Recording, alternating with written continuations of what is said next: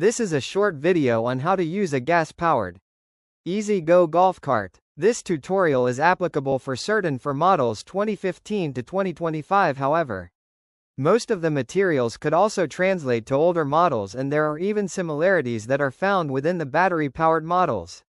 This first slide is a picture of the ignition, which is how you will start your golf cart, a very important step. To turn on the golf cart, you are going to want to put the key in the ignition and turn the key from off to the on. This process is the same for cutting off the golf cart.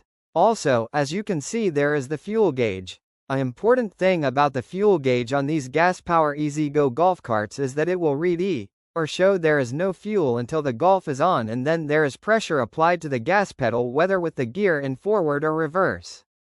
This slide shows how the fuel gauge might show when approximately 1/2 a tank full after applying pressure on the gas pedal using your foot.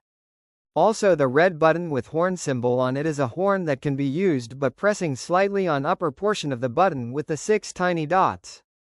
Now to put the golf in forward or reverse, reach down and grab the switch handle that is circled with red, and when the golf cart is in reverse it will make a slightly loud repetitive beeping noise until you put it in forward or shut it off completely. Now it's time to head to your Easy Go and use the steps learned, and you're ready to rock and roll and hit the pavement.